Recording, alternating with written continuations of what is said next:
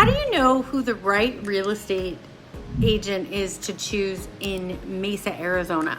Buying or selling a home is one of the biggest financial decisions that you will ever make.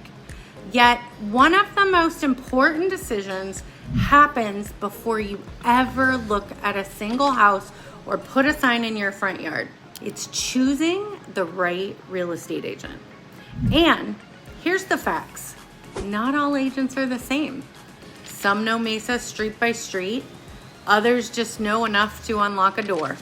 Today, I'm gonna show you exactly how to choose the right realtor in Mesa, whether you're buying or selling, it's your first time home, you're moving up, you're downsizing, you're relocating, or you're getting out of a house that you've owned for decades. By the end of this video, I'm gonna tell you about 7 things that everyone should look for before hiring an agent. I wanna point out some red flags that would make you walk away, and then the green flags of what you should know. Local knowledge matters more than you think. Mesa is huge, and it's not just one market, it's very different markets. Las Sendas is completely different from Dobson Ranch. Eastmark is different from Red Mountain Ranch. Alta Mesa is very different from Mulberry. And there could be 2 neighborhoods that are a mile apart that have different buyer demands, different appreciation rates, different schools, and completely different pricing strategies depending on where they're located in the city. A great Mesa realtor doesn't just know the city, they know the neighborhood that you want. So you need to ask questions like, how many homes have you sold within this area? What are buyers asking for in this area? What trends are you seeing here? If they can't answer these questions confidently, that's a clue they may not be a local expert. One of the biggest things that separates an average agent from a great one is being that expert in the area. Don't just ask how many homes they've sold, ask what they've sold.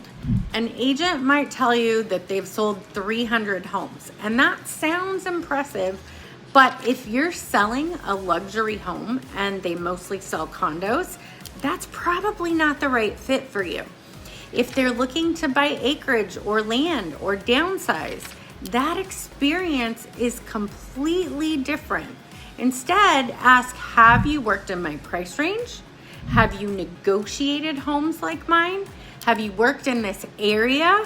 Are there challenges that you see that I should expect? The best agent for you is the one with experience that's relevant to your situation. You can check online and see how many homes an agent has sold. You can read their reviews, and you want to look at what clients are actually saying about someone. Can they negotiate? Did they communicate? Did they problem solve for you? Did they feel supported after closing? The best reviews tell stories, and those stories reveal how an agent performs when things get difficult. Because every transaction eventually hits a bump, none of them are perfect, and the question isn't whether problems are going to happen, because they always do. It's who do you want standing beside you when those problems arise. Ask about their communication. One of the biggest complaints that customers have isn't pricing, it's silence through the transaction. You shouldn't be wondering where things stand. Ask your agent, how often will you update me? Will I work directly with you? How quickly do you respond? If communication feels difficult before you've even started, that's one of those red flags you want to watch for, because usually that travels through the transaction and after you close. Being a great negotiator is one of the things that are paramount for buying or selling a house. Can the agent justify the pricing? Can they protect you during inspections? Can they navigate appraisal issues? Can they keep a deal together when emotions run high? Part of being a great negotiator is knowing where the market is and when you can push and when you need to give a little bit back on the other side. So recently we had a negotiation on one of my listings for repairs. The house was in almost perfect condition, and a lot of the items that they requested to repair were cosmetic. Cosmetic items don't impact the functionality of the home, and so I knew that I could push back for my seller and offer that buyer less than what my seller was willing to give and get them out with a higher net. One of the most important things right now is making the house stand out in the first 2 weeks of listing and having a strategy that's going to attract buyers, that's going to make them want to write an offer right now. And that's one of the things that we can do for you. So when you're a buyer, how do you help buyers avoid overpaying? That's a huge strategy, not just a hope. Right now, many homes we're seeing on the market are completely overpriced, and those things are not sitting well with buyers. Buyers are very budget conscious right now, and price above where a buyer's willing to pay is not the best strategy right now. So when you're going into those homes, having an agent that has that strategy so that you don't overpay in this market, and making sure that the pricing and offer that you make is correct from the onset, means that you're not chasing unrealistic numbers. That's huge right now, and it's something that you want to pay attention to. The next thing you want to look at is the agent someone you can trust? You may be out there for weeks looking at homes. You're spending time together. You should be asking them questions during the showings. You should never feel stressed. You should never feel pressured. And you want to make sure that you have someone that listens, educates you, returns your calls, and tells you the truth even when it's not what you want to hear.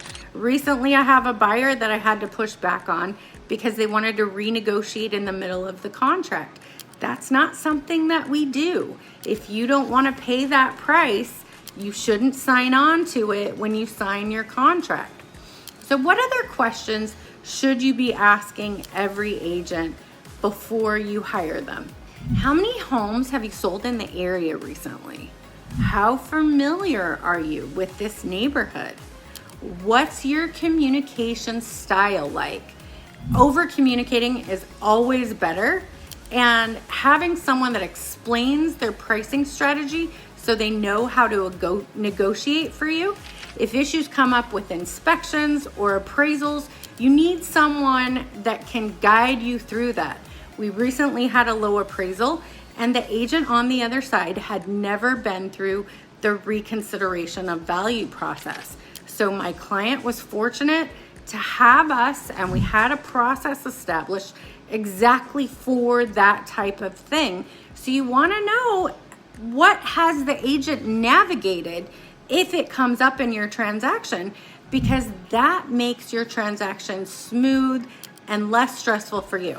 The main thing is to take your time, ask lots of questions, interview more than one agent, and then choose someone who you think you can trust, not just who gets you to sign immediately. And if you're thinking about buying or selling in Mesa, I'd be happy to do a consultation with you and tell you what our process is on our team. My goal is simple. I want to help you make a smart decision that's right for you. If you found this video helpful, make sure you like and subscribe for weekly videos. And if you'd like that consultation, pick up the phone and call me. I answer the phone. You can also text me and we can set up a time, because when you're buying or selling a home, it's one of the most important transactions that you'll ever go through. I appreciate your time. Thank you for watching, and I will see you on the next one. And I hope to be one of those agents that you interview.